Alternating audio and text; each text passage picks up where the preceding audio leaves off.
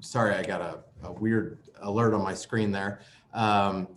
Second housekeeping item for this evening is that we're going to answer questions at the end of the event. You can use the Q&A function. Sorry.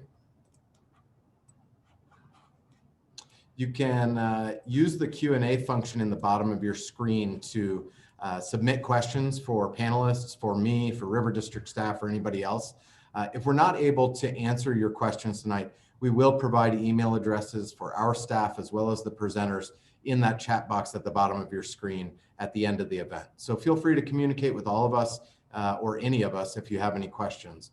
And then lastly, we'll provide links for additional information, whether it be educational or informational links on the topics we're going to discuss this evening. Those will also be included in the chat box. So keep a close eye on that. That's where we'll be answering questions, sharing information, and communicating with all of you that are with us this evening.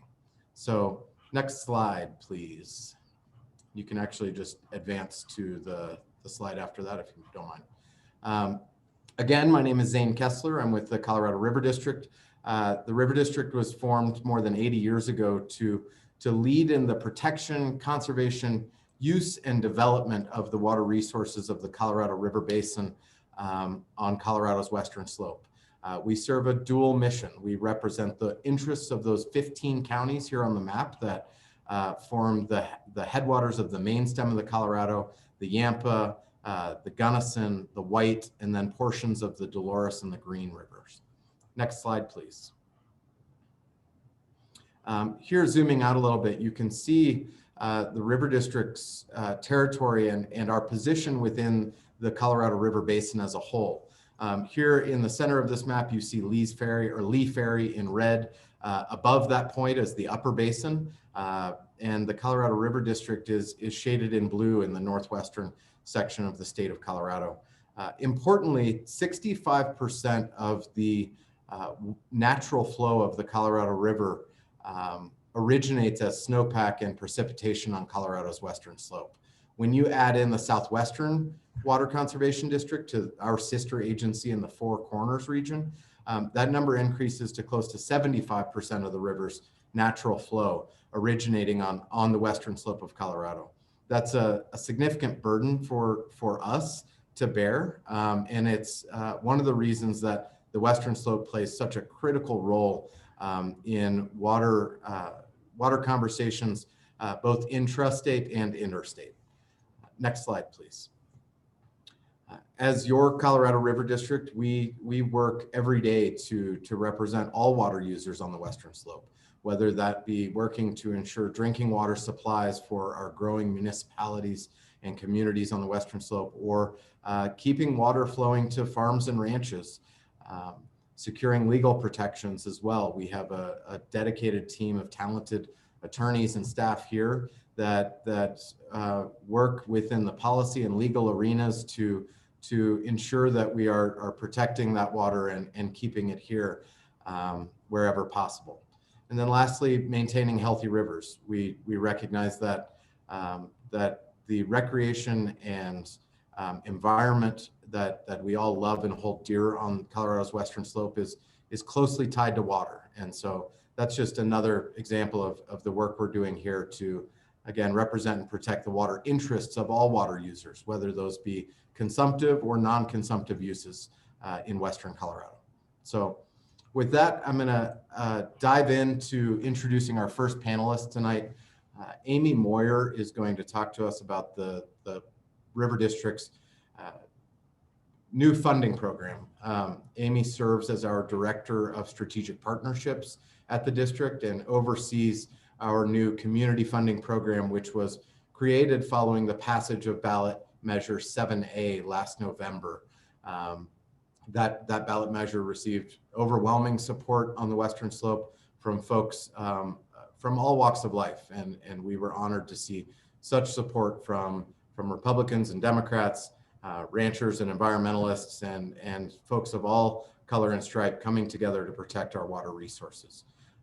Amy has only been at the district since March of 2021. That said, this is her first round of State of the River meetings on the western slope, and I hope you won't be too hard on her with your questions. And I also hope you'll join me in welcoming her here this evening. So Amy, why don't you take it away? Thank you, Zane. Good evening, everyone. Thank you for joining us tonight. Again, my name is Amy Moyer. I am the Director of Strategic Partnerships with the Colorado River District. And like Zane mentioned, I'm going to spend a few moments to lead off our program to talk about the River District's new funding program. And you'll see here, we're calling it the Community Funding Partnership. We previously had called it the Partnership Project Funding Program. We've rebranded a bit, and we really feel like this supports our emphasis on being a part of communities and really partnering with communities as we work to secure the future for West Slope water.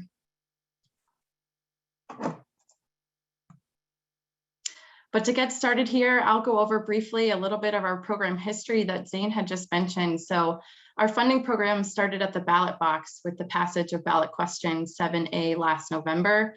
Again, like Zane mentioned, we're grateful to Colorado's voters on the West Slope for passing this so substantially. We're grateful for folks supporting water, and particularly water on the West Slope. But again, the goal of this program is to advance our Colorado River District mission to keep and protect water on the West Slope, to make our communities more resilient into the future. And given the dry future, given the drought that we're in, I think it's an absolute critical time that the River District can partner in new ways with our funding program. And so with the passage of ballot question 7A, the River District has about $4.2 million annually to invest in high impact water projects across our district. We've currently funded 8 projects already, as you can see on this project map. You can also check out this project map on our Colorado River District website, in addition to brief descriptions of each of our funded projects.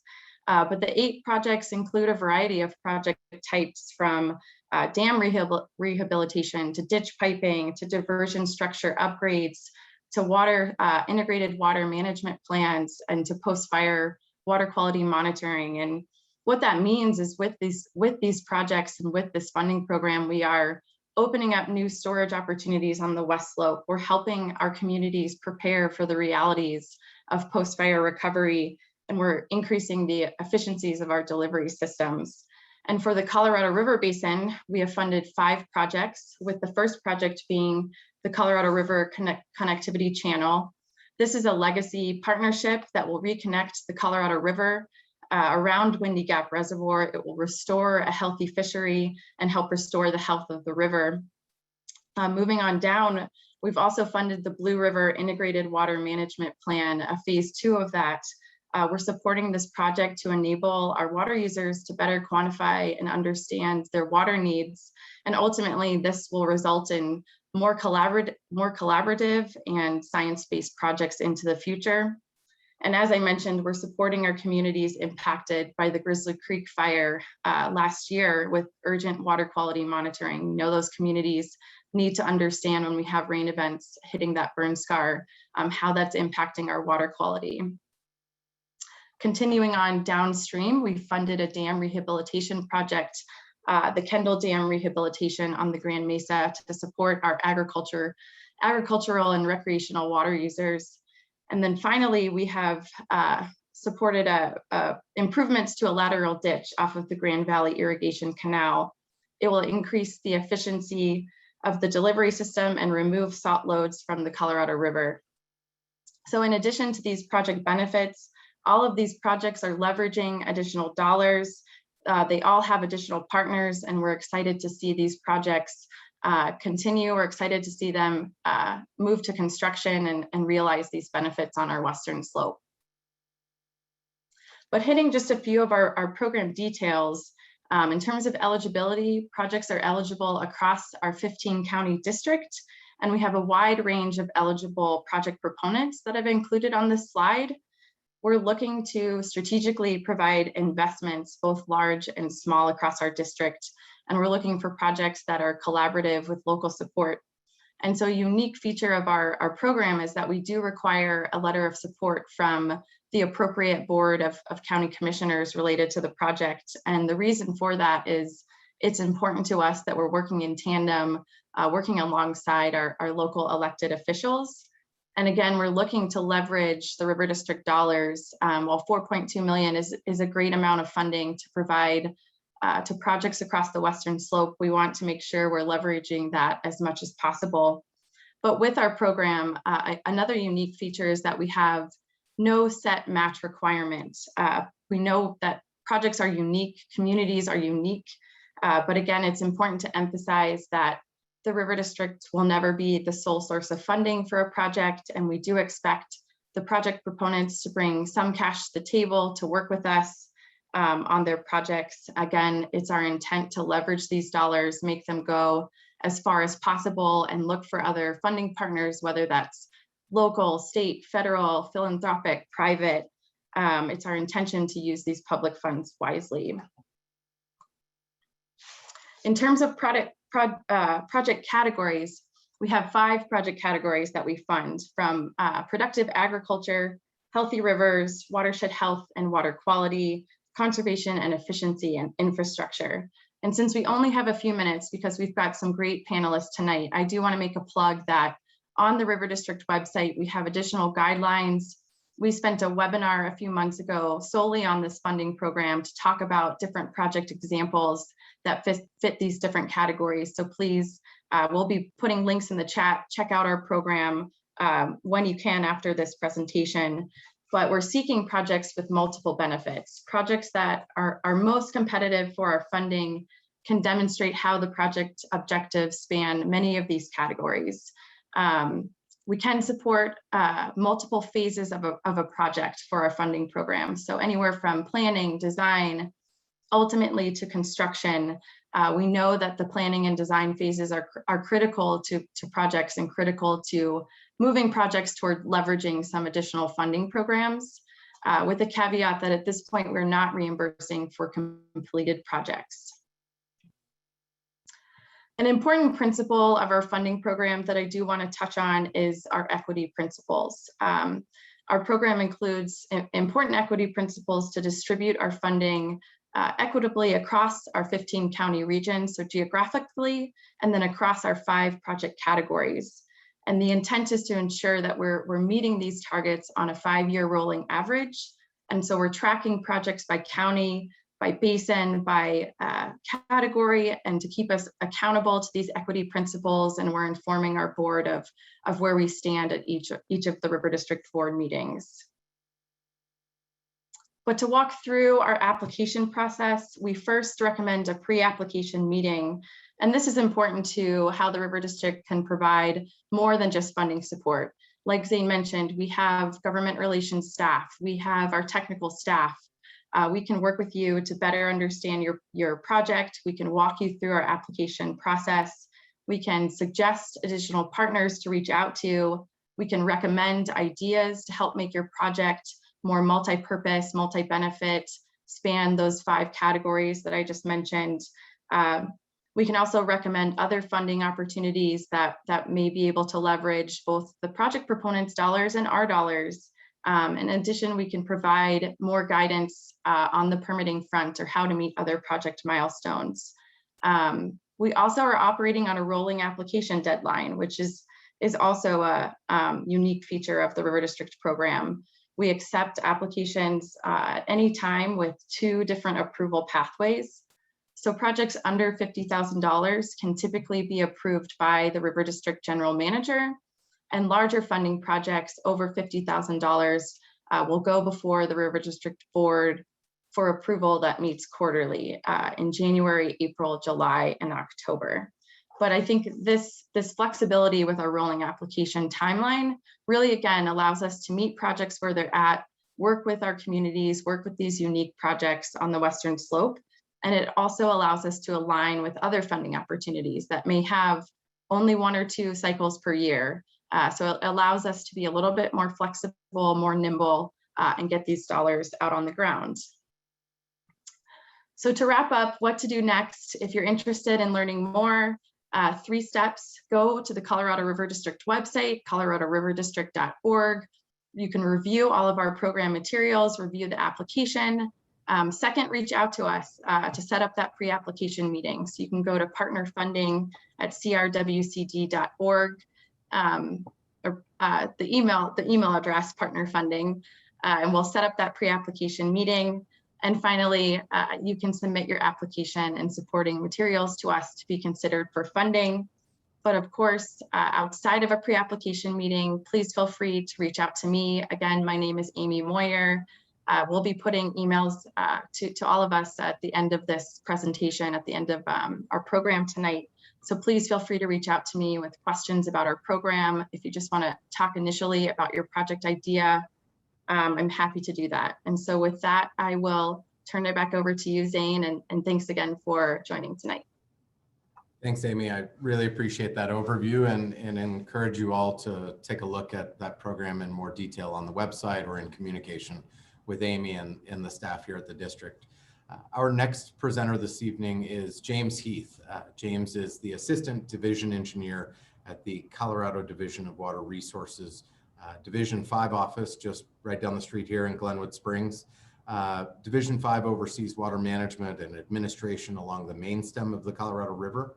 James has experience in water supply engineering, modeling, and planning, and he's here this evening to provide us an update on water supply and drought in the Colorado River Basin. So, James, thanks for being here. I'll turn it over to you now. Thank you, Zane. As Zane mentioned, my name is James Heath. I'm with the Division of Water Resources here in Glenwood. Our agenda tonight will be a quick update on some DWR items. Then I'll go into a 2020 recap to give you a perspective on where we're at, and it kind of leads into where we are so far and where we're going in 2021. Last year was the second year of not a great year, and we're following that up with a third. So first item I'd like to mention to everybody is our current division engineer, Alan Mardolero, is retiring at the end of the month. He spent almost the last 40 years with the Division of Water Resources, and the last 20 have been as division engineer.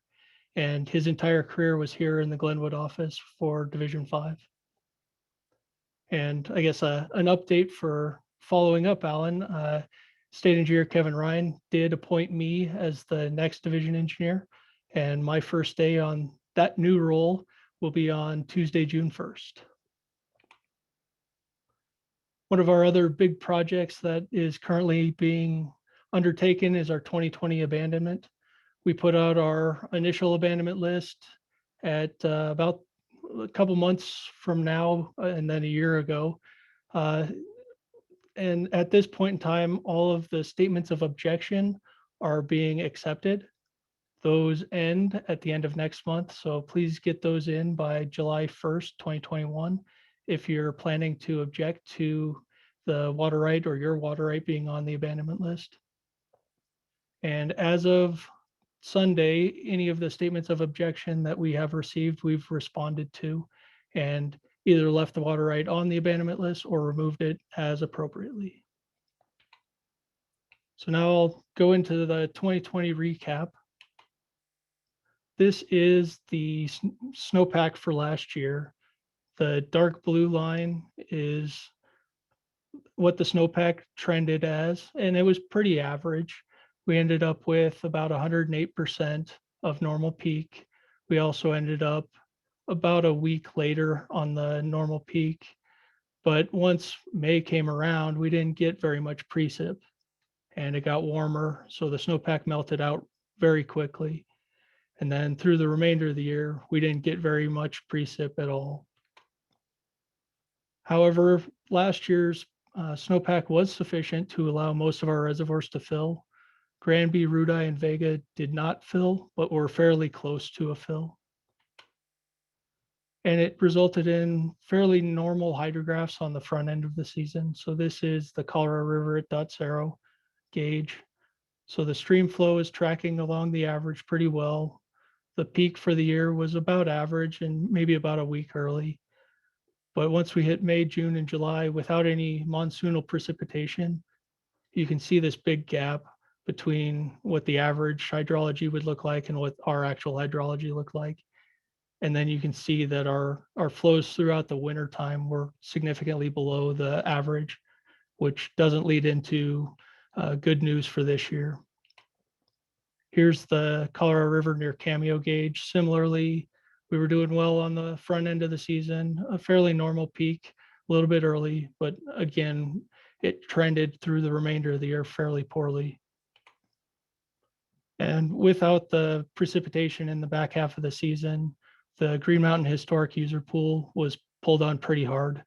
The Grand Valley irrigators tried to manage this as best that they could, and they did a very good job, because early on we could see that if they were to pull as hard as they could to fulfill their entirety of their water right, we would have run out of water probably at the beginning of October or end of September. Fortunately, we did get a good precipitation event at the beginning of September, which helped them flatten the curve out. And then we got a snow event and a cold snap at the end of the year, which allowed the irrigation season to end 3 or 4 days early. And it also allowed for about 8,000 acre feet to be carried over in the historic user pool in Green Mountain. And that'll come into play in a little bit in my presentation. So as of November 1st of last year, this map is showing the soil moisture deficit, and all you can see is red in the Colorado River drainage. It's anywhere between 6 inches to more than 12 inches of moisture needed to saturate the soils. So that didn't bode well for our snowpack runoff this year, because when the snow melt happened this year, it needed to saturate those soils first. So all the water would go into the ground before it started to run off. Now talking about where we are so far, the winter flows remain below average. The Shoshone power plant call was on most of the winter, which is fairly typical. One of the units at Shoshone did go down on April 5th, and to my knowledge, it's still down. They're working on repairing it and getting it back up and running. So with the low flows in the river and Shoshone going down, the participants to the Shoshone outage protocol implemented the protocol and started making releases and replacements as if a call were on the river. That was to maintain 1,250 CFS at dot zero. In a typical year, that amount of flow satisfies the demands down at Cameo due to the inflows from the natural flows in the lower basin. However, this year, due to the low snowpack as well as the depleted soils, we had to place a Cameo call to meet the irrigation demand on April 14th, and that lasted for 2 weeks. An April call at Cameo is very rare, and a 2-week call in April is unprecedented. So it's definitely a different year this year. As I mentioned before, the HEP surplus water that we carried over from last year helped mitigate a larger April hole in the Grand Valley. So a lot of that water went to replace HEP depletions, as well as make deliveries to those irrigators and maintain their demand at the roller dam, as well as maintain flows above 400 CFS through the 15-mile reach. So the red line here shows what the actual flows ended up being. The blue line is what the flows would have been had those releases from the HEP surplus water not been made. This is a chart of this year's snowpack through yesterday. It initially started off poorly and continued poorly for the whole year. And it was tracking 2018 all the way up until about April. We peaked with our snow water equivalent at 87% of normal, and we peaked about a week early. In April, we got an early warm spell, got some runoff and met the demands of the irrigators down in the Grand Valley. Then we got a cold snap, which allowed us to hang on to some of our snowpack for a little bit longer, but that's what also helped necessitate a call. And since then, we've kind of been in this roller coaster ride of 3 or 4 days of warm up, followed by 3 or 4 days of precipitation and cool down. So at this point, we've extended our season a little bit. We're definitely better than 2018 at this time, not quite as good as 2020. and not as good as a typical year, an average year. That's only one part of the story. The other part is how that snow got distributed across our basin. As you can see, there's a lot of yellow dots at our snowtail sites for our maximum snow water equivalent at each of those sites for the year. There's yellow, which is lower snowpack, and green on the eastern side. So our basins on the Grand Mesa as well as the flat tops are doing very poorly this year with low 70s to low 80% of normal peak snowpack. The Roaring Fork Basin is doing a little bit better with 80s and 90s depending on the snowtail site. The Eagle Basin didn't do very well, 60 to 70%. Similarly, the Blue just slightly better, 70 and 80%. A lot of the snowtail sites in the upper basin for the Williams Fork, the Fraser, and the upper Colorado happen to fall on the east side of the divide, but a lot of the storms that the Front Range picked up did spill over for us. So we've got a better snowpack up in this part of the basin, but it probably won't show up down below due to the reservoir deficits that we need to fill in, as well as Trans Mountains diverting a lot of that water. So this is the soil moisture saturation needed as of Sunday. So as you can see, the upper basin's doing a lot better. The soils are fairly saturated and should provide for some runoff with the remaining snow that's left to melt. However, our western portion of the basin is still doing very poorly, and it's probable that all the drainages to the west of Glenwood Springs have peaked for the year and on a steady decline at this point. This again is the Colorado River near Dot Zero gauge. The blue line is this year's hydrograph. And I was trying to find some similar years, and we're kind of in between really extremely bad years of 2002 and 2012, and also a set of poor years, but not as bad as 2002 and 2012, which are 2001, 2013, and 2018.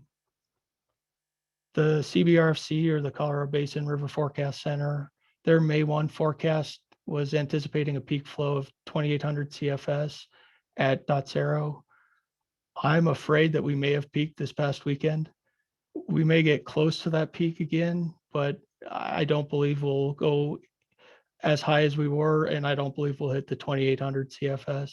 We've got too much of a deficit in our storage to fill in, as well as the Trans Mountains diverting up above. Here's the Colorado near Cameo gauge, similar. We're running along the 2002 and 2012 line so far. However, the Roaring Fork does have a little bit more snowpack to melt out. So I do believe that we'll see a higher peak on this gauge, but I don't believe we'll hit the 6,500 CFS that the May 1st forecast was anticipating.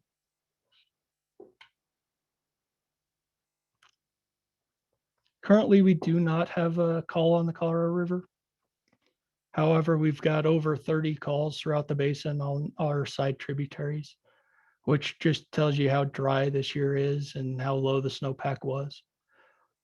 A lot of times at this point in the year, a lot of those streams would be getting closer at Free River, and we'd only have a handful of calls on. So how does the remainder of the year look? I've kind of alluded to some of this, but NOAA's anticipating for the June, July, August timeframe higher probabilities of warmer temperatures and higher probabilities of lower precipitation. So from this information, it doesn't look like they're anticipating that we'll get a good monsoon season. So we're probably going to go through the remainder of this year with very low soils and very low stream flows. The drought monitor is similar. Most of the Colorado River Basin is in either D3 extreme drought or D4 exceptional drought, with only our very high country and eastern portions of our basin in slightly better conditions. As I've previously mentioned, a lot of our reservoirs are needing to fill and are not projecting to fill this year. Wolford Reservoir is the only reservoir anticipated to fill this year. And with all of our other major reservoirs not looking to fill, the coordinated reservoir operations will not take place to enhance additional stream flows at peak runoff in the 15-mile reach. Green Mountain Reservoir is anticipated to have a legal fill. However, they're not anticipating a physical fill, which ends up meaning that this year will be a substitution year where Denver and Colorado Springs will likely replace those upstream storage and upstream diversions through water that they have in Wolford and Williams Fork reservoirs. Currently, the range for that deficit and substitution need is between 35,000 acre feet and 50,000 acre feet. The more recent numbers are trending on the lower side, the 35 to 40,000. If that's the case, the substitutions will happen out of Wolford and Williams Fork. If we're closer to the 50,000 acre foot number, Denver's likely to bypass or release some of Dillon's water directly down to Green Mountain so that they don't have to draw down Williams Fork as far. Also, Windy Gap has been pumping this year. They're anticipating to pump 25,000 acre feet into Granby due to Granby not likely going to fill this year and therefore spill their water. Rudai also is not anticipated to fill, which doesn't allow for the 4 out of 5 year 5,000 acre foot pool that's used for endangered fish flows in the 15-mile reach to be filled. So that will not be available. However, CWCB has renewed the lease with Ute Water, which they've perpetually had for the last handful of years, which also helps with 15-mile reach flows. They don't have a minimum number yet on that available lease, but they are looking to have some water available to enhance some of the endangered fish flows. So big question that a lot of folks have been asking me of late is, when do I anticipate a call coming on the river? Looking back at those same years that I provided in the hydrographs and looking at when calls came on at both Shoshone and Cameo, I'm estimating at this point that around June 25th, we'll get a Shoshone call, and around July 10th, we'll get a Cameo call. So if we look at 2018, they're slightly earlier at Shoshone and about a week earlier at Cameo. And what we've been seeing the last couple of years is the lower end of the river is driving the system. And I anticipate, due to the low soil, low snowpack, we're not going to get as much continual run from some of our western tributaries to help support the flows in the Colorado River for Cameo. So I anticipate that call will come on a little bit earlier than it normally would have. Last item that kind of ties into the rest of today's presentation, project that has been worked on this past winter is finding some water supply for the East Troublesome Fire Burn area. So Middle Park Water Conservancy District has worked with the River District as well as Grand County and Northern to put together some sort of a concept that will help homeowners that are in that area that have household use only wells to put together an umbrella substitute water supply plan that will temporarily, for a 1 to 3 year time frame, allow for homeowners that have in-house use only wells to utilize those wells outside, which their current permits do not allow, but this substitute water supply plan will, to revegetate with some native grasses, shrubs, and trees to help with the soils and keep them on their property and not run off and end up in our streams where we don't want those soil runoffs and debris flows. Initially, we had opened up a survey for the well owners that was open through May 15th. We've left that open. So if you are a well owner in the East Troublesome Burn area, please click on that link, which just got dropped into the chat, and fill out your information. That is actually coming to us at Division of Water Resources. We've been supporting this effort as well. And what we're collecting is just your willingness to participate in that and some contact information that if you are willing to participate and want to be able to use your well to help revegetate your property, we'll pass that information along to Middle Park and they'll reach out to you once that umbrella substitute water supply plan has been approved. And that concludes my presentation. And if you have questions, throw them into the chat and I'll try and answer them at the end of the presentation. Thanks a lot, James. I really appreciate it. I wish you had brought us better news, but such is life. And, I think it's going to require a lot of cooperation, a lot of collaboration this year and going forward into a hotter, drier future. as we sadly look at some of these hydrographs and the impacts on our rivers, and recognize that at least for the time being, this is likely the new normal. So again, not to put everybody in a down mood, but appreciate the information, James. I think it's incredibly valuable for all of us to have this front of mind as we enter the growing season and recreation season and everything else that we have coming up. So thanks again, James. You're welcome.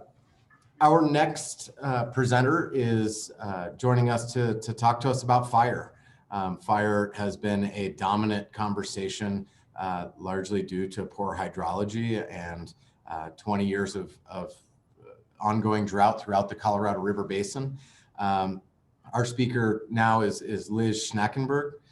Liz is with the U.S. Forest Service on the Drought National Forest, where she's a hydrologist and where she works on a team that works to figure out how wildfire impacts watersheds and soils to determine what kind of response or mitigation efforts are needed on those lands.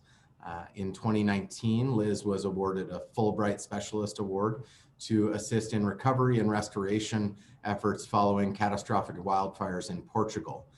She's also has national experience as a leader in the Forest Service's Burned Area Emergency Response, or BEAR program. Liz, thanks for being here with us. Appreciate your time and look forward to hearing your presentation. All right, thank you all.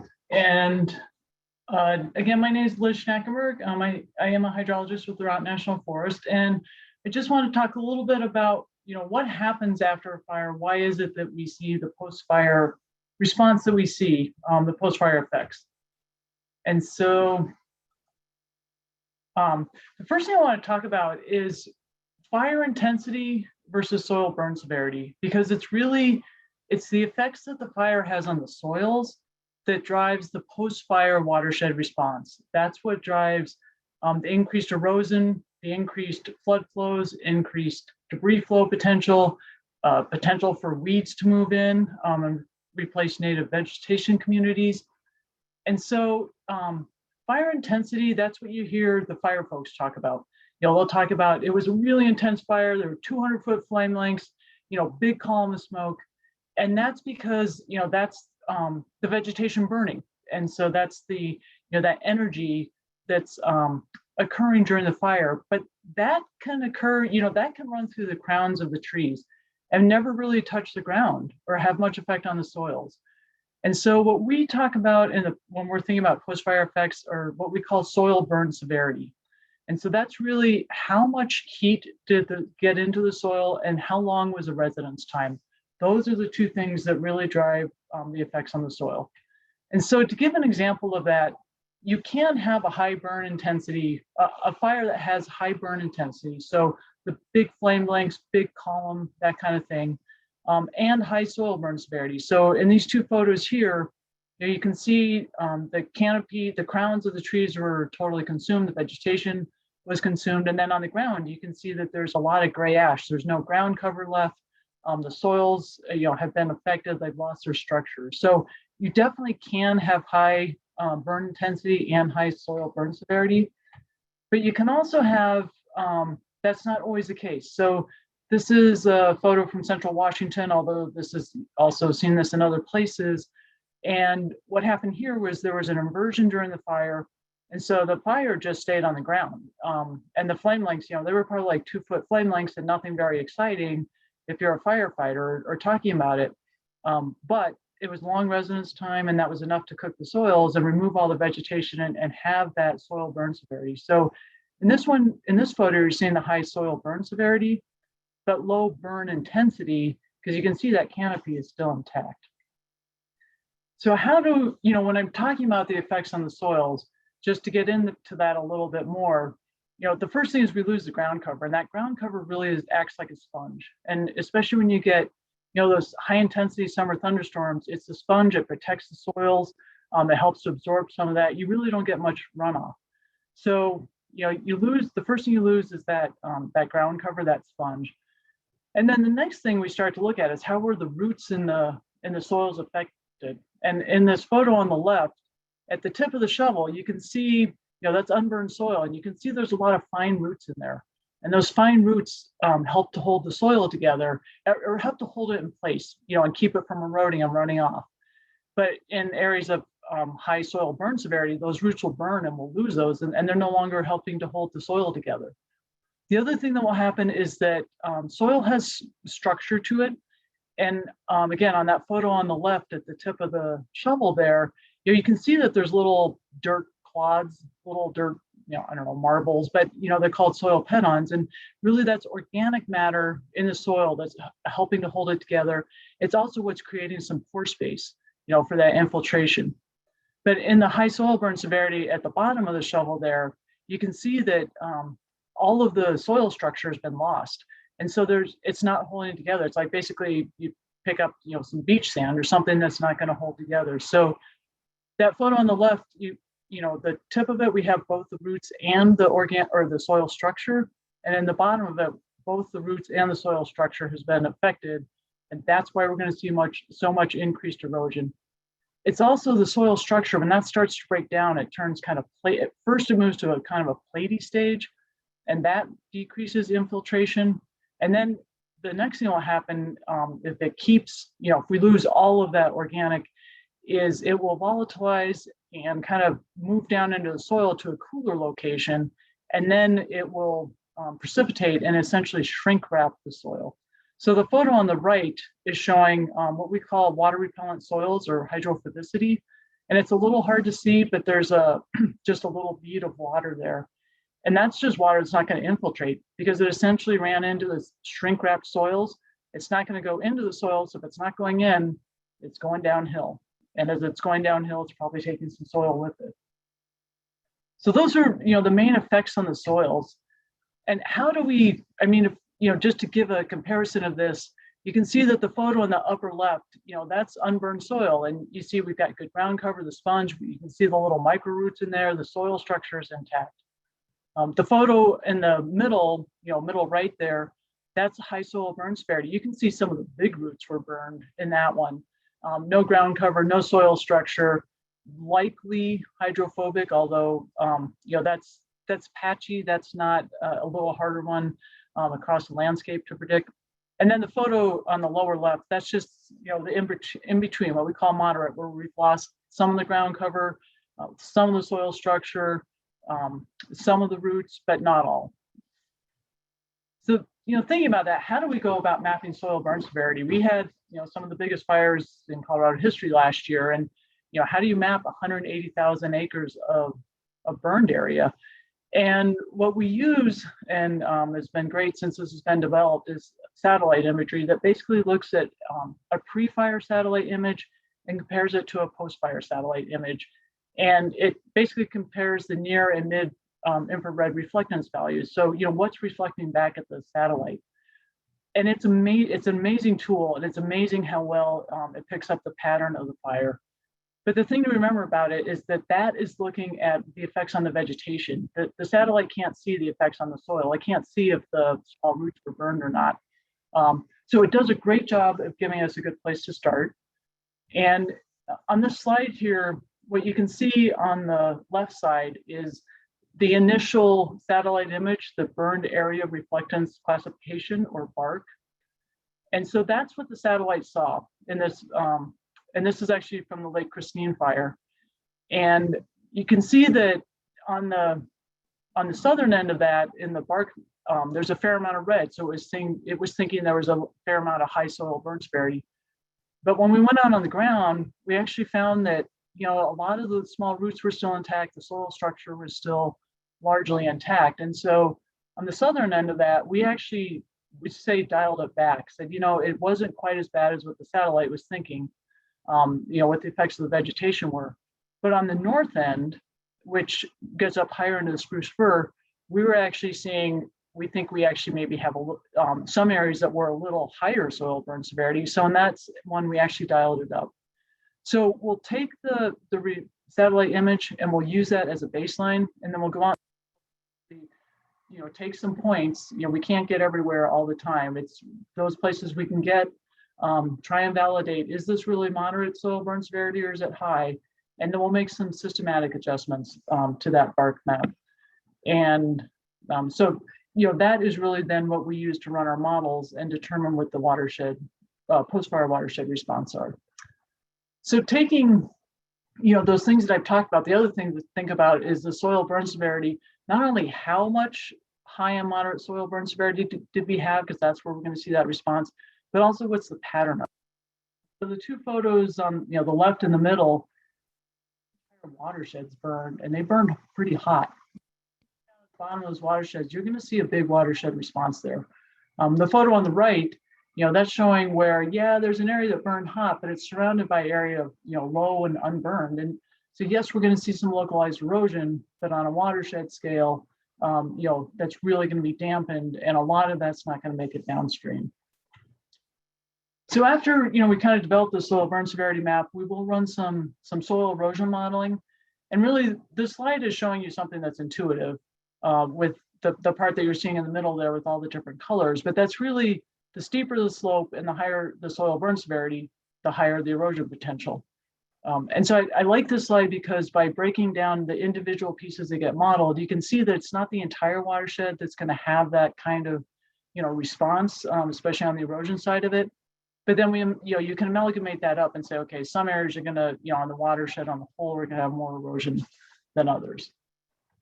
The other thing, I talked about is that the effects on the soils, that's going to affect the hydrology. So it's going to increase your peak flows, and depending on in the higher elevation areas that are snowmelt dominated, it's going to affect the snowmelt runoff, and that's largely because you've lost that conifer.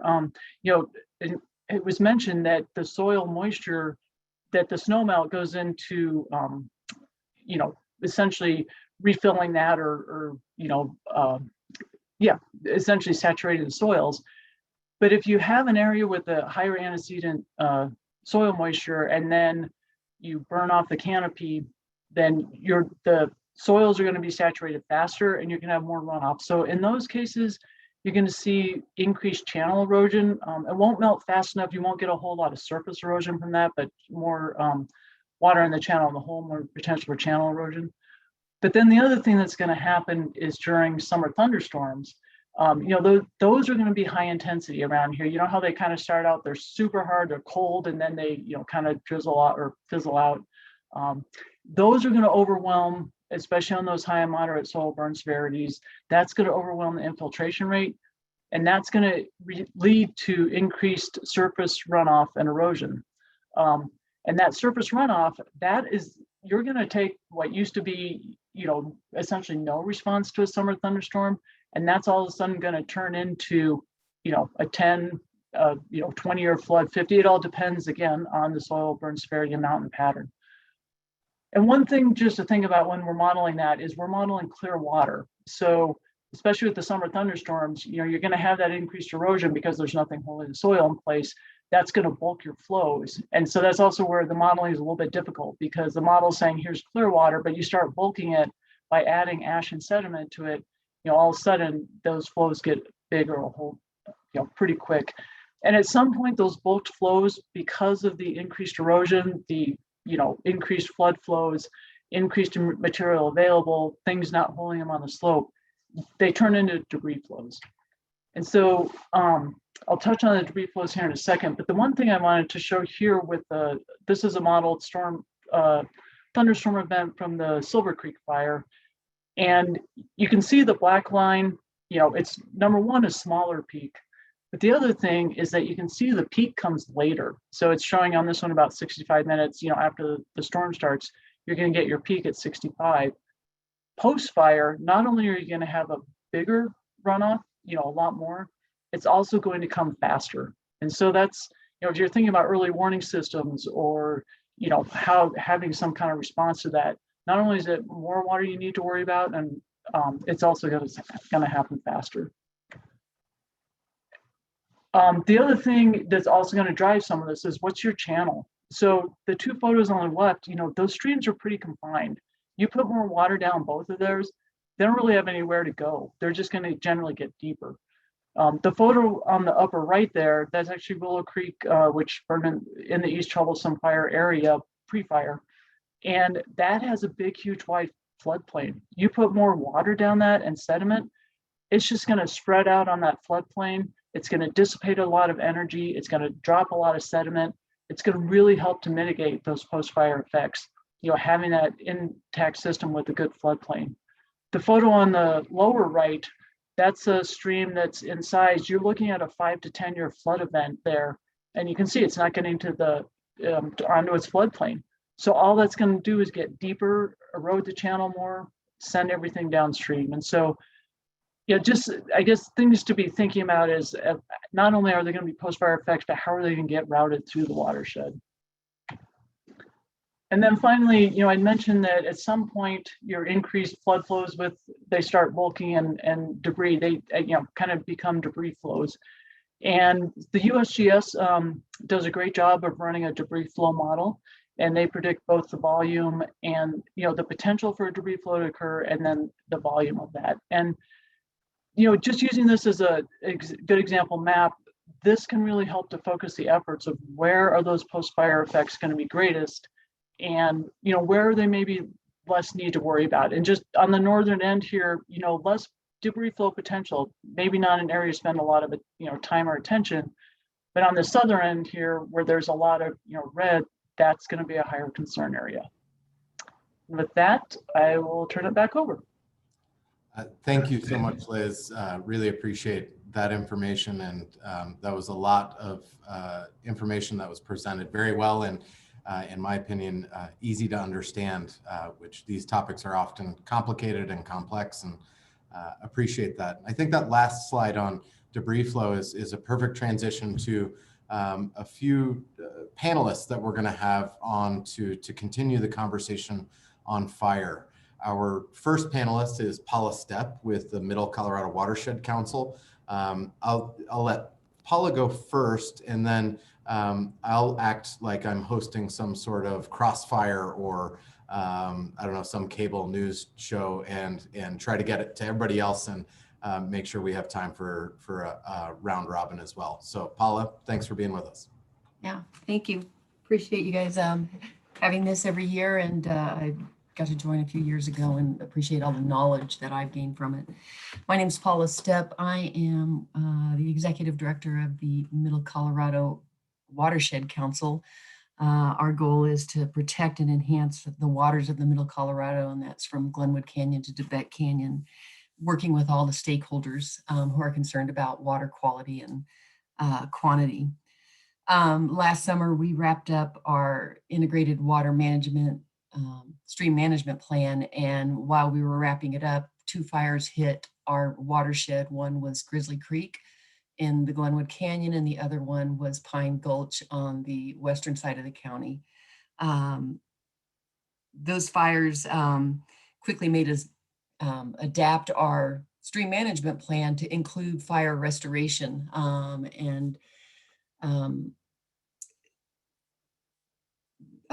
being able to do that allowed us to also quickly jump in onto different projects that were happening. And the first thing we did was join up with the Glenwood Canyon Restoration Alliance to see how we could help there as an entity with volunteer efforts and contributing our knowledge to what could be done there.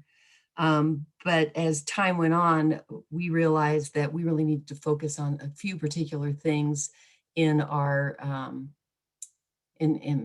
in regards to our fires, and one was water quality monitoring. We had been doing a lot of outreach to different entities downstream and saw that there would be an impact with some of the things that Liz spoke to as far as runoff, and then again with the monsoon season coming up on us.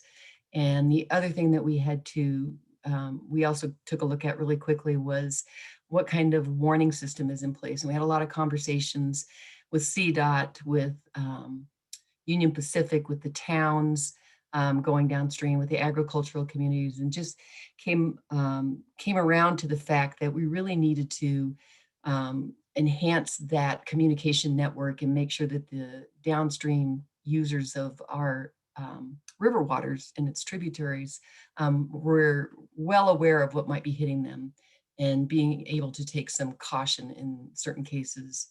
So What we did is applied for some funding that was coming up in the winter. And we're able to get some funding from the Colorado River District to help us with the water quality monitoring project. And then we also just recently received funding to enhance the weather monitoring in the canyon with a rain gauge, additional rain gauges set up throughout that canyon. So that should help out as well. Thanks, Paula. I appreciate that. I think maybe since this is a panel, if folks on the panel want to just come on right now, we'll do this, and that'll lead into a little bit more of a natural back and forth. But I am going to introduce our second panelist, Kimberly Mahelich with Northern Water Conservancy District. Northern has been working with Grand County and others to try and address many of the problems resulting from the East Troublesome Fire, including state and federal funding efforts and a variety of others. So Kimberly, why don't you take it from here, and then we'll jump to our third panelist after you. Sounds good. Can you hear me? Yep. Okay, thanks, Zane. Hi, everyone. Thanks so much for having me. As Zane said, my name is Kimberly Mahelich, and I am a source water protection specialist with Northern Water. And as mentioned, we are actively involved in the watershed recovery efforts for the East Troublesome Fire. So if you're unfamiliar with Northern Water, or the long form name, Northern Colorado Water Conservancy District, we are a water provider. We provide raw or untreated water to over 1 million people for drinking water supply, and we provide water for over 600,000 irrigated acres of farmland in northeastern Colorado. We were formed in the 1930s to jointly operate and maintain the federally owned Colorado Big Thompson, or CBT, project, along with the U.S. Bureau of Reclamation.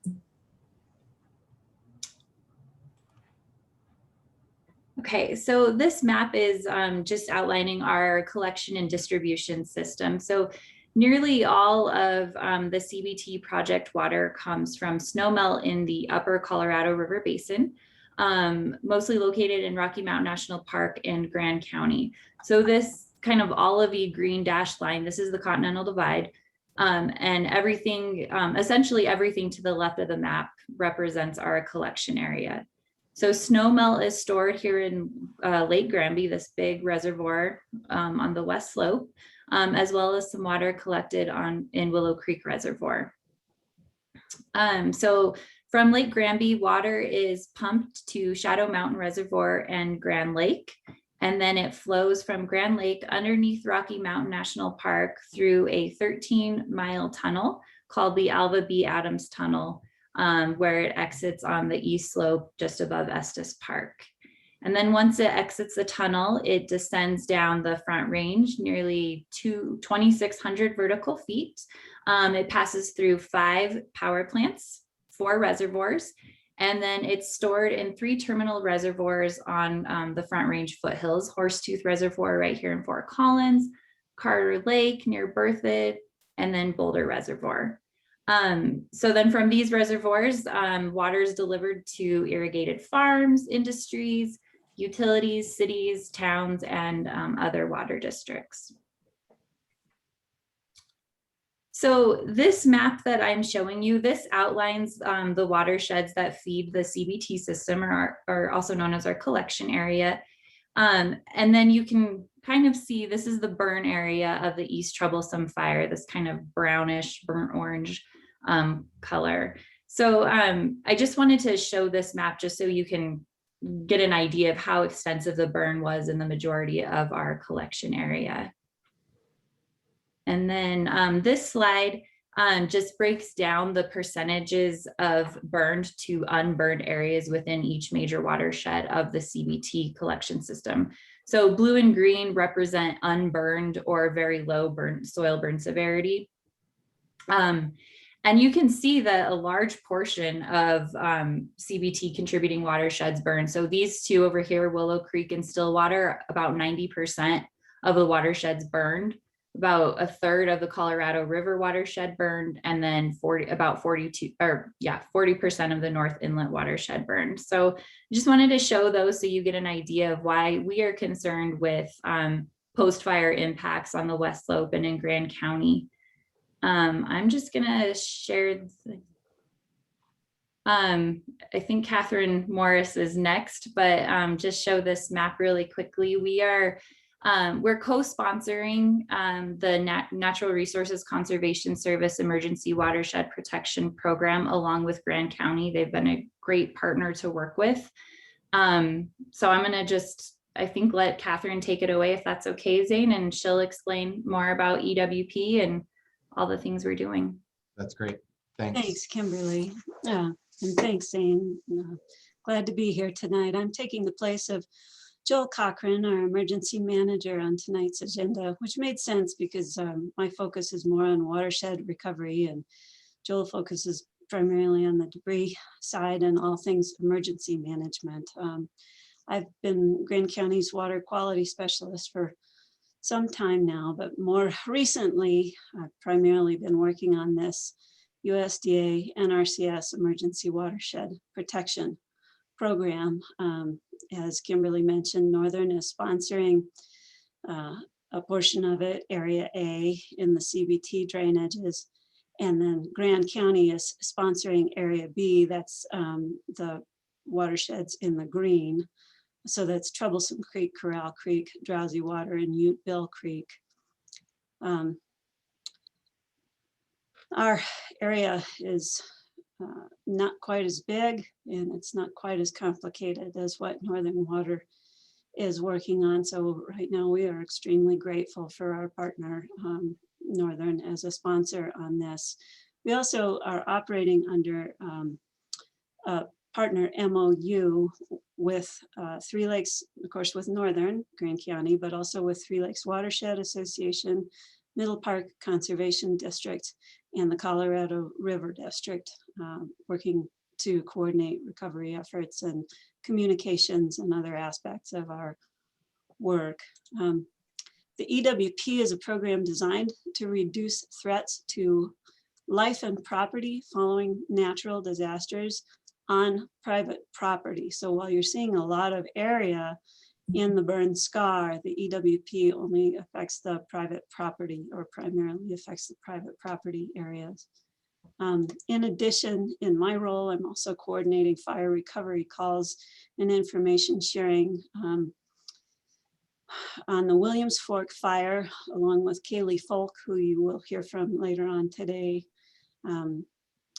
That was primarily in the Arapahoe, well, all in the Arapahoe National Forest, and does not have an EWP program. So I think, Kimberly, do you have slide control? Yeah, but I'm trying to forward it. It's not letting me go. Oh, there we go. Oh. Okay. Okay. Northern has sponsored a watershed recovery website. That's what is being shown right here. And that's where all our communications on this EWP plan are coming out. I think that's it for me now, Zay. That's perfectly fine. And I think I'd like to take a few minutes to dive into just some Q&A with you. You know, I personally have been up to see the East Troublesome burn scar. And for me personally, it was a devastating sight to see. It was by far the largest fire I've ever seen or could fathom.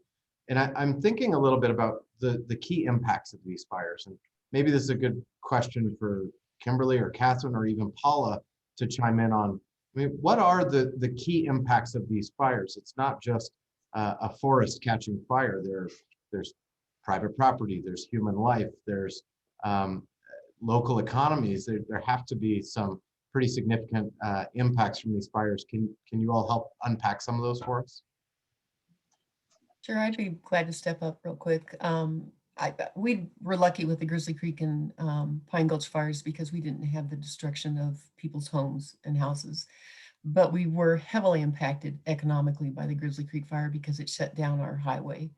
It stopped traffic for 2 weeks, which, you know, in the midst of COVID, that was just one more nail in the coffin to various downstream communities. The other impacts that kind of after the fire and building awareness is, what does that mean for the, public water systems? The city of Glenwood spent millions since the fire, and luckily I've had a lot of support with EWP funding and that type of thing to put things in place for protection.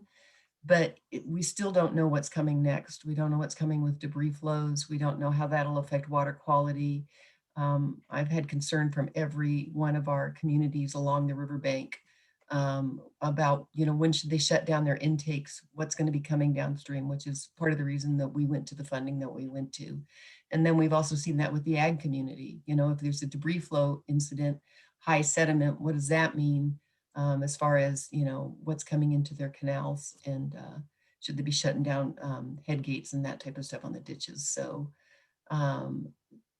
like I said, we're lucky we didn't have the infrastructure problem that East Troublesome and other fires did, but there's still a heavy impact to us in these communities. Anyone else want to chime in on that thread? Well, in Greene County, I was looking for the specific numbers. You caught me off guard, but we had around 600 structures burned and 360 or so homes, I believe, burned. We've still got quite a number of families displaced. So all of that's very hard on our economy. I mean, it's hard. Also on, we're not set up to deal with a big fire like that. So Thank God for our partners in this. It's been a major lift and continues to be really stress all the way around. Yeah, I agree with Catherine. None of us were ready to take this on. So the lesson moving forward is always be prepared. I think the other concern, as Liz, Paula mentioned, with debris and erosion and sediment, what does that mean for recreation on reservoirs? What does that mean for dam safety and for infrastructure protection as well? Those are all concerns too that we are looking out for and trying to mitigate. And that brings up a point that maybe I'll dish to Liz as our Forest Service representative here tonight. What do people who live, work, or recreate? These are high recreation areas on our national forests. What do those folks who live in or recreate on these lands in these burn areas need to worry about this summer? Or how can they be smart as they go into the forest in some of these areas that have suffered from catastrophic wildfire?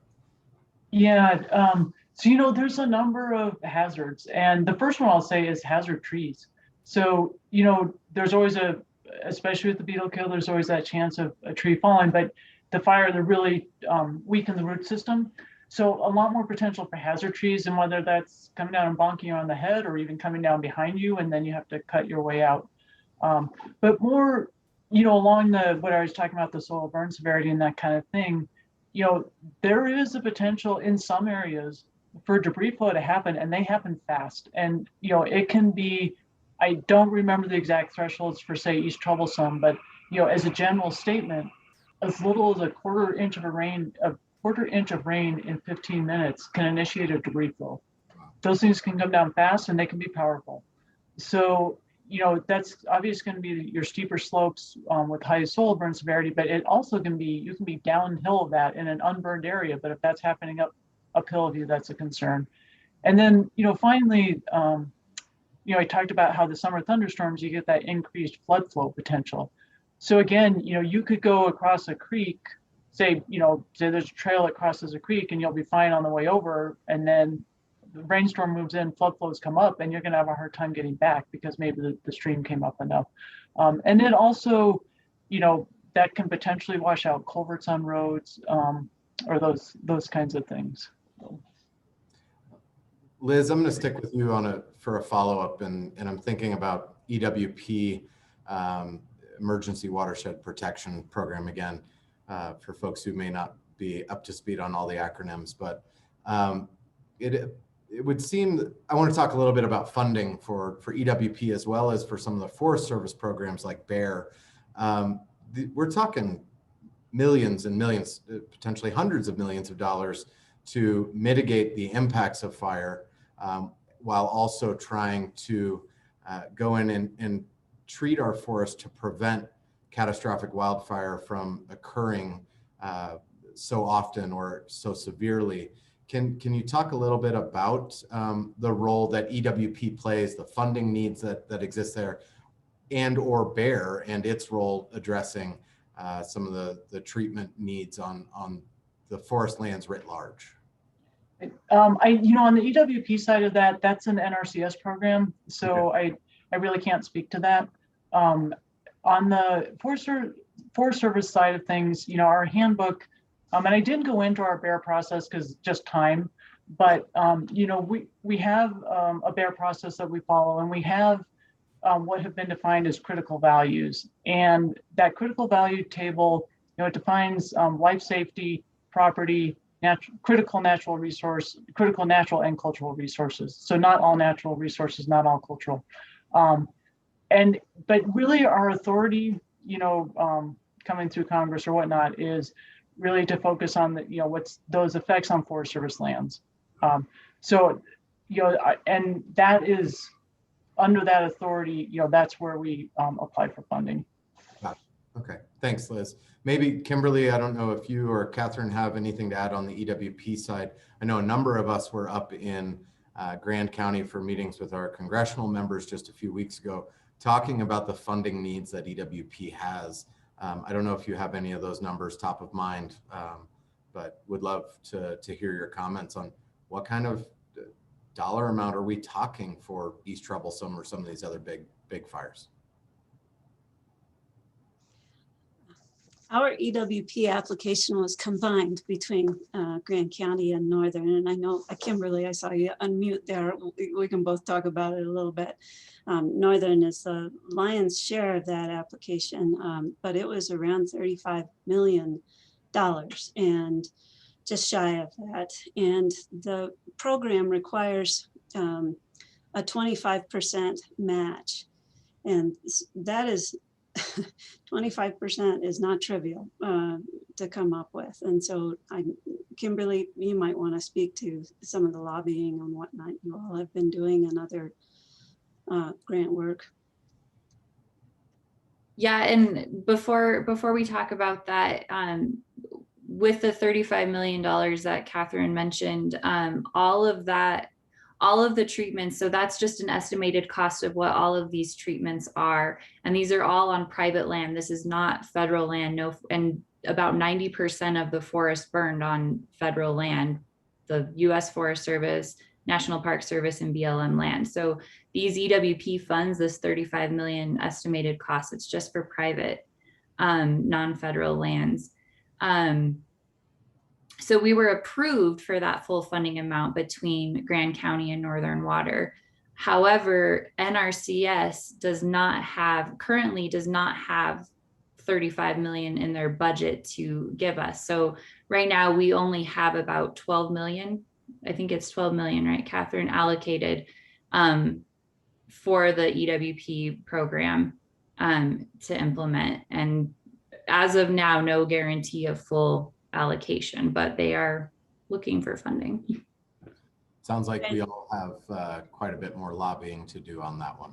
I was going to say, Zane, too, the state came through with 12.5% match on that. So that's a huge help because we weren't sure where we were going to come up with that. And there are processes in place right now for potentially additional funding. So we're keeping our fingers crossed on that. And I know you all have been involved in testifying, and our Grand County manager was involved in testifying along with officials at Northern Water.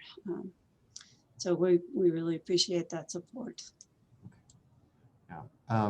Well, I think we're running a little short on time. I have a handful of more questions that maybe we can ask in the Q&A at the end of the program.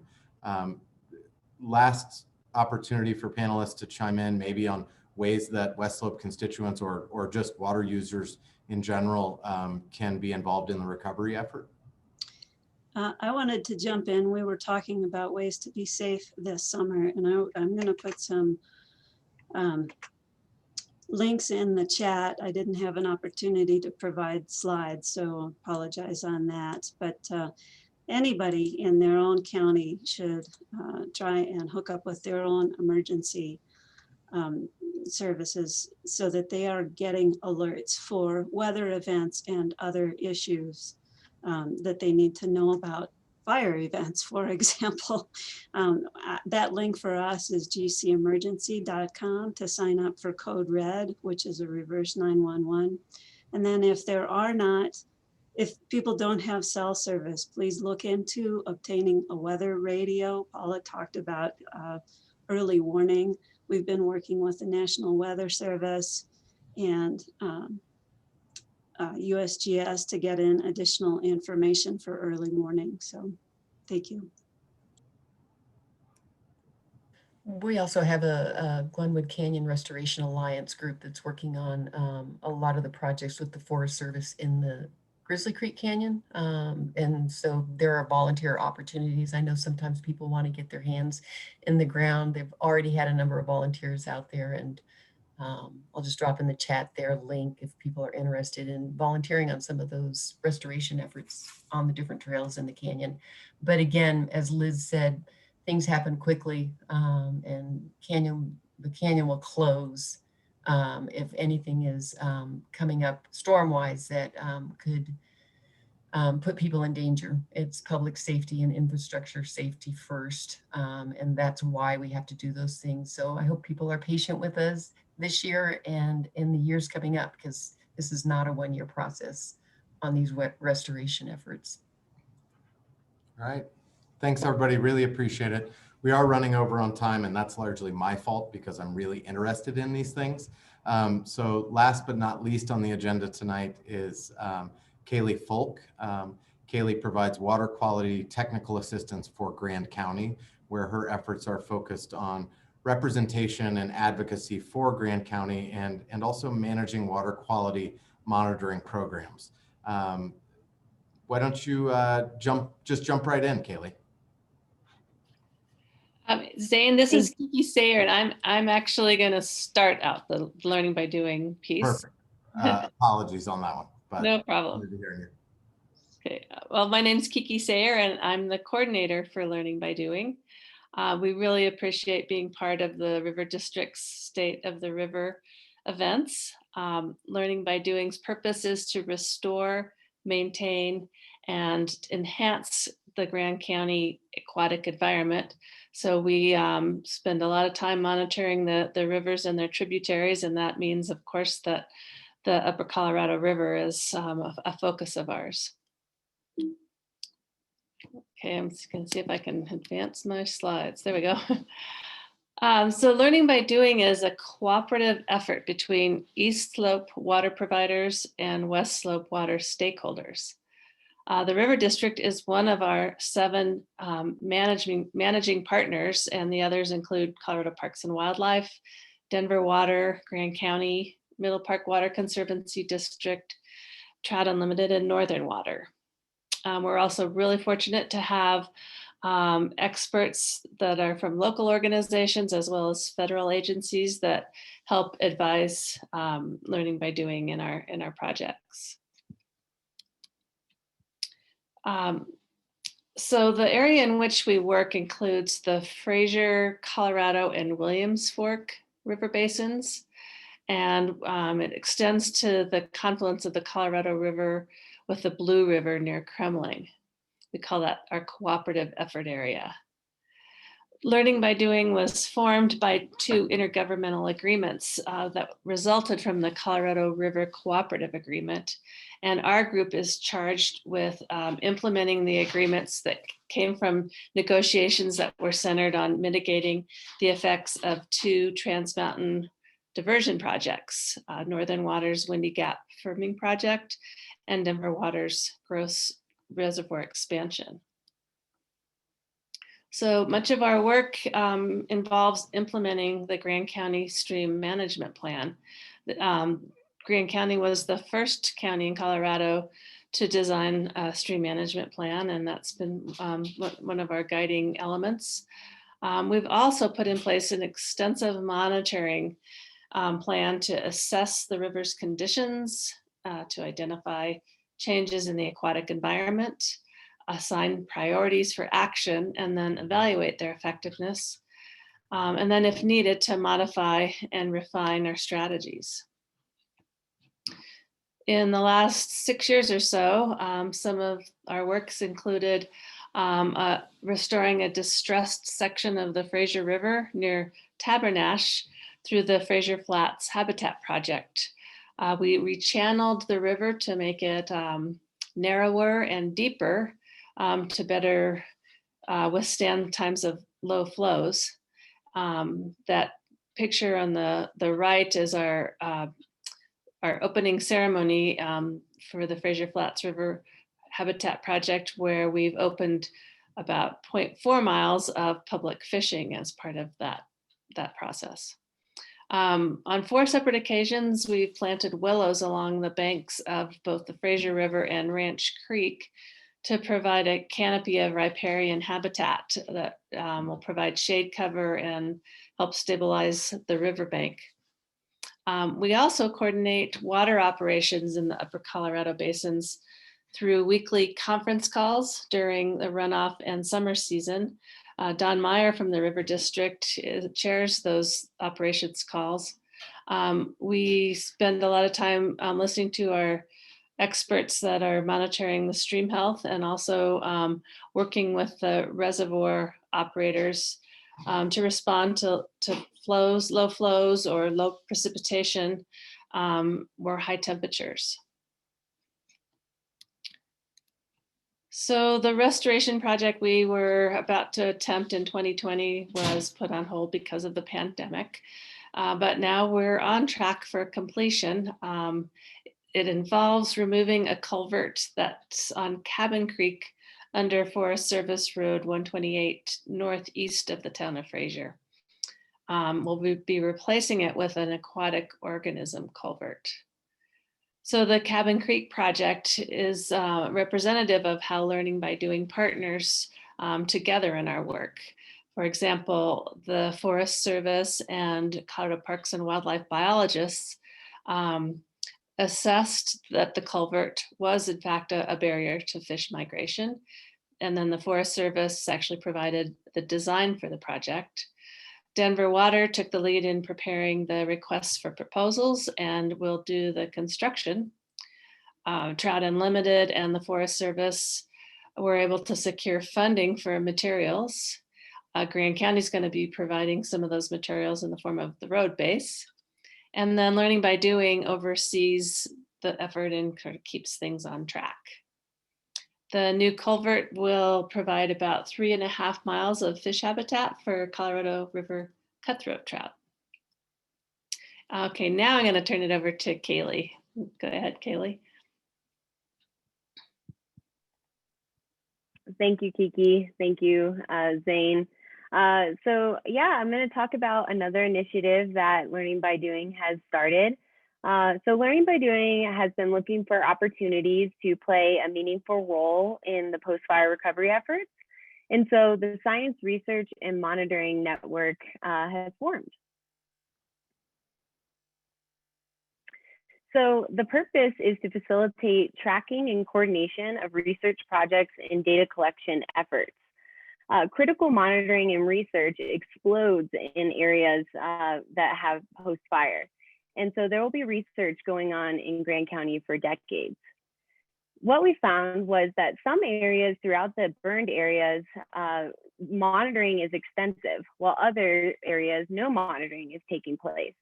So we want to try to spread out this monitoring across the burned area so that we can obtain as much information as we can. And Learning by Doing's role will be to act as a hub for sharing monitoring information, and then also build partnerships for future fire-related restoration efforts. So part of the monitoring subcommittee's role was to compile all the existing monitoring going on in the cooperative effort area. So we felt that we could fill this niche pretty well because we already have a deep understanding of what's going on in the watershed.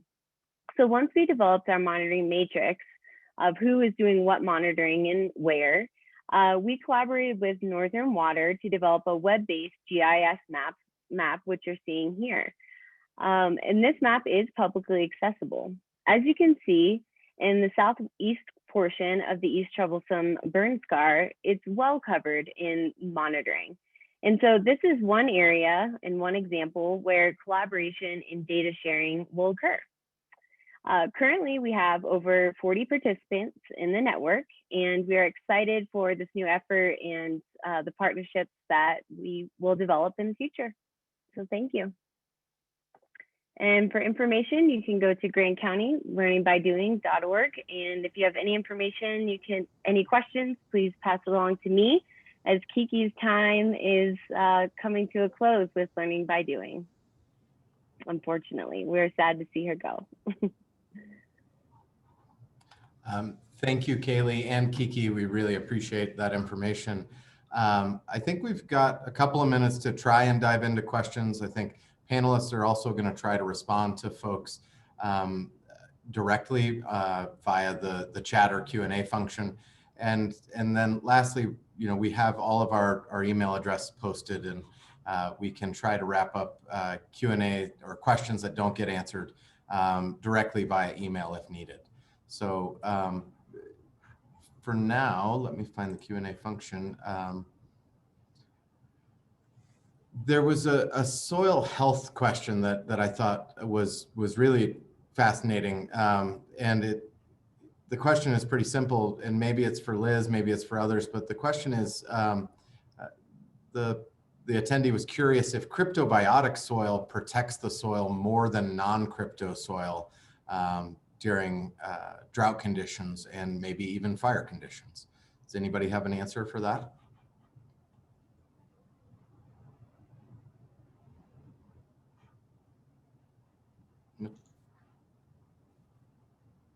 Yeah, Zane, I'm not a soil scientist. I think intuitively it makes sense, but I'm not a soil scientist. I can't give you a good answer on that. Okay. Well, we will work to try and find an answer for that attendee and send it out to them. Question also was, as a recreational user, what's the outlook for the Upper Colorado River and Grand and Eagle counties? Will any releases be prioritized for recreation, or are they all related to downstream senior rights? James, do you want to jump in to talk about some of the expectations or conditions for Grand and Eagle counties, and what does the release forecast look like? At this point, I think we're probably at our peak flows or maybe slightly past. So the natural flows are where they're going to be for this year. There's too much storage to still be stored on any inflows above. However, later in the season, there will be some reservoir releases from Williams Fork as well as Wolford and Green Mountain.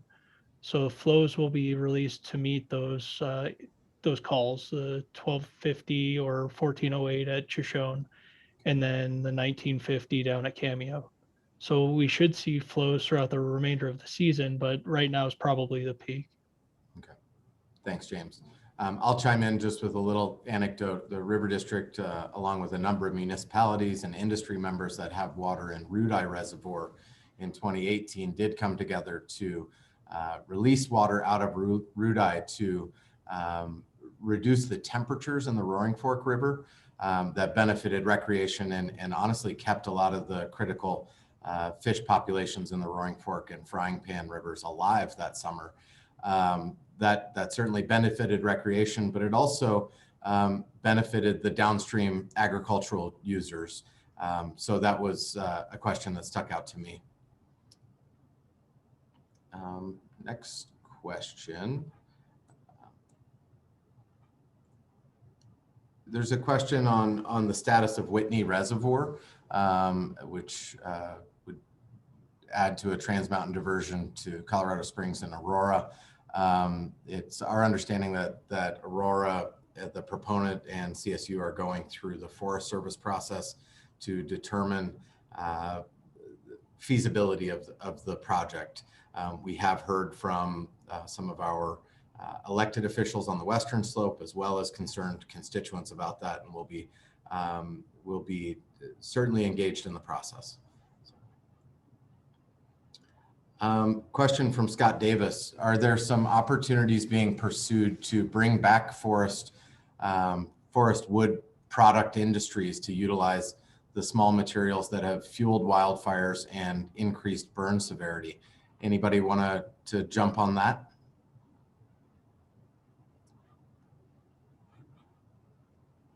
Okay, we'll get back to Scott. And then a question for Northern from Brad Clements. It says Northern Water is going to set booms in Grand Lake and Willow Creek. Wondering if there's any plans to do the same in Shadow Mountain and the North Fork.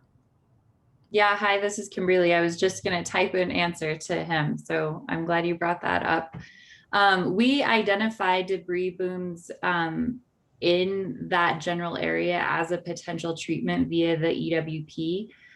We are still in the design phase for that area. So to be determined, we're not sure what the potential would be if in reservoir or maybe upstream, if an in-channel debris boom or a series of check structures might make more sense. So still unsure. And we still have to go through permitting and design for those. Okay. So thanks, Kimberly. Last question, and then we'll wrap it up. Appreciate everybody sticking with us. We've got more than 100 people still online. This question is from Paul Bruchet for James, and wondering if James has an idea of what the acre foot volume of total West Slope storage deficit for this year looks like. James, any chance you've got that on hand? I do not have that one on hand. I can jot it down and get back with Paul though. Okay, great. Well, again, thank you all for being here this evening. I'm sorry we ran out of time and didn't have more time for dialogue and Q&A. You should have all of our email addresses in the chat box, and we will do our best to get back to all of the questions that we didn't have time to answer. Thanks for all of you who are here on the Western Slope with us. We appreciate your partnerships and the work you do to help us protect West Slope water and keep it on the Western Slope. And thanks to the state and Northern and others that aren't always based on the Western Slope, but are always good partners to have.